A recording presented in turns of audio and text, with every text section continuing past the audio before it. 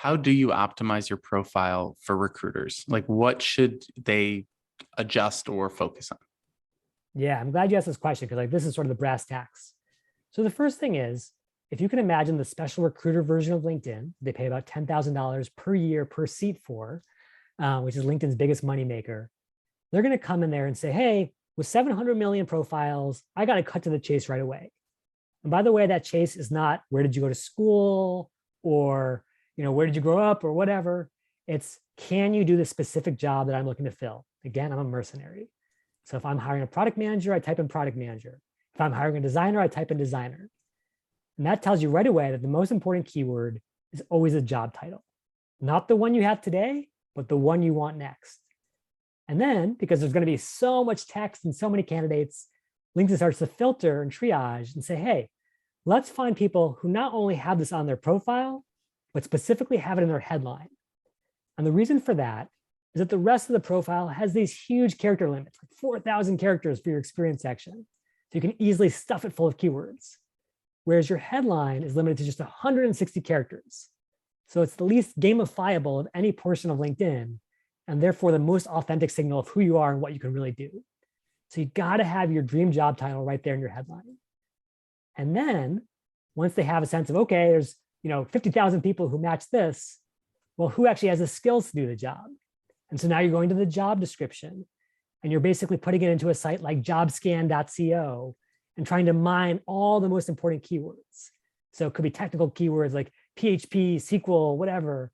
It could be more business focused keywords, things like ROI, A/B testing, whatever it is for your industry, for your function. You want to make sure that you've got those skills in your about section, your experience section, your skill section, because the LinkedIn recruiters can filter for them. And now they have a pretty nice list of candidates. Maybe they've got 500 or 100 left, but they have to pick who's going to be the one that's going to get an email, basically an invitation from me to interview at my firm. And the tricky thing for recruiters is those are limited. Even $10,000 a year only buys you maybe like 30 emails a month. And so you're going to be really picky with who you reach out to, which means that your full profile has to scream engaging. Great photo, charismatic smile. Ideally, you know someone at their company. You're plugged into their firm. You've turned on open to work so they can see that you're really in the game, not just wasting their time. And you're following their company on LinkedIn. If you're sending all those signals, the recruiter can filter for those things and say, hey, there may be 700 million people on LinkedIn, 500 qualified people, but out of them, Martin is the one who's getting this lucky email. That's how you win the recruiter game. Damn, you hit on so many great things here. So the first one, not only the job you have today, but the one that you want next. I think a lot of people, when the imposter syndrome kicks in, they're scared to put the next role that they want because God forbid someone from my current company goes in my profile, which they won't because who cares? Have you ever looked at your coworker's profile? No.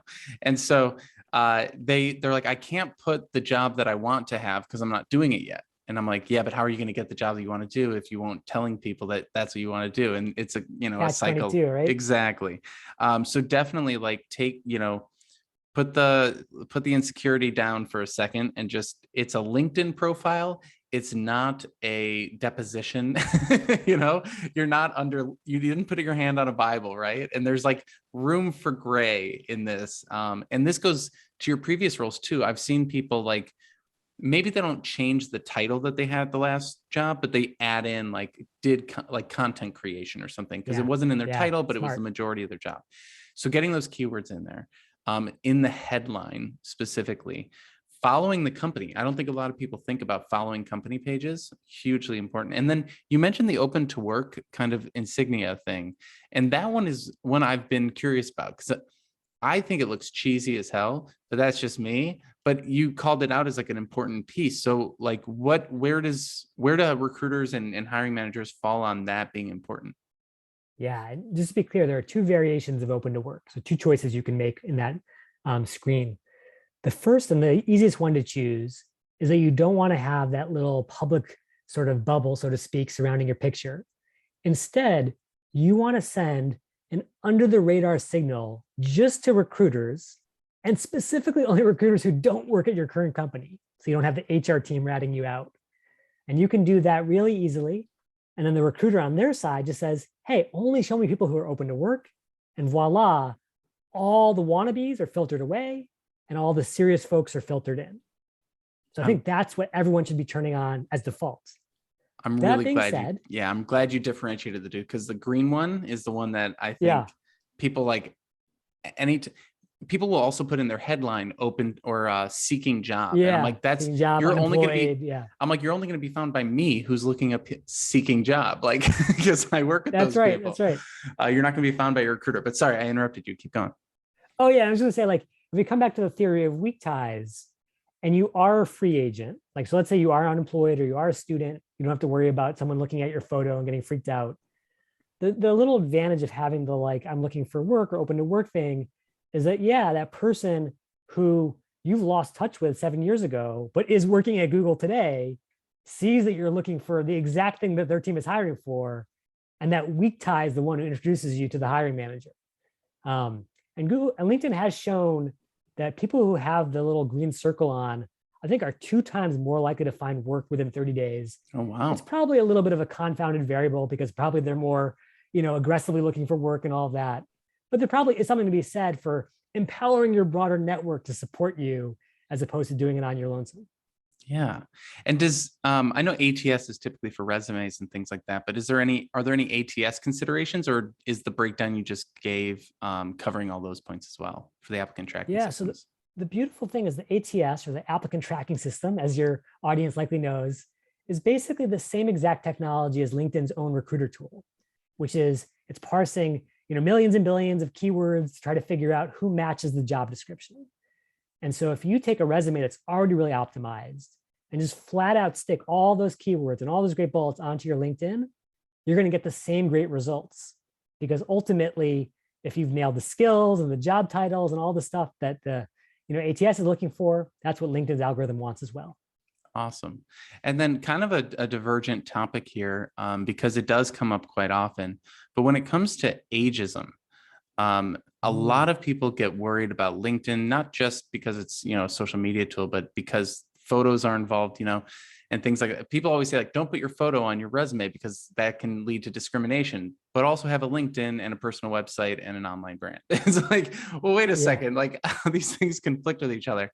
So what about ageism in the job hunt is real and what is more like perceived? I sometimes I feel like people get in their own way with the ageism question, like people who I would never imagine would be discriminated against or like really, really worried about it. But there is truth behind it too. So have you sort of seen anything in regards to LinkedIn in that sort of kind of worry that exists, and what should people actually be concerned about, or how can they mitigate it? Yeah, no, it's for real. Like, and obviously it varies by industry and company and person. But like, as another example, there was an academic study done several years ago where African-American women were less likely to be picked. And again, it was all because of that profile photo. So we know the photo is important. We know that if you have a photo, you're 10 times more likely to be selected by a recruiter, but all those unfortunate human biases are still present depending on the person. So that being said, how do you figure out how to sort of navigate that? I think the first thing is you got to do your research. So figure out the companies and industries you're excited about. If you go to their directories and you see only 25-year-olds, that's probably a warning sign. And again, there is this question of, like, even if you could get the job, would you want that job if that's their culture? Then if you decide, hey, I still want to go for it, I want to break through this thing no matter what, because this is my dream, then you figure out how do you sort of play against those biases. And there's all sorts of ways to do it. Like, there's nothing that says on LinkedIn, you have to have your graduation date from college, or you have to have every single job you've had dating back to the 1970s. LinkedIn, just like your resume, is your story. And because it's your narrative, you get to edit the way you want and tell the things that you want to focus on. So make sure that you focus on your most recent accomplishments, the things that are most tied to the job, and don't get caught up in letting all this other baggage hold you back. And ultimately, if you own your story, you give yourself the best odds. I love that. Yeah, it kind of brings me to this idea that I've been telling people a lot lately, which is treat companies and talk to companies the way they treat you. The company isn't putting the truth in their job description. They're giving you their idealized posting, right? So you shouldn't be, usually the company is like overconfident and the job seeker is like underconfident, right?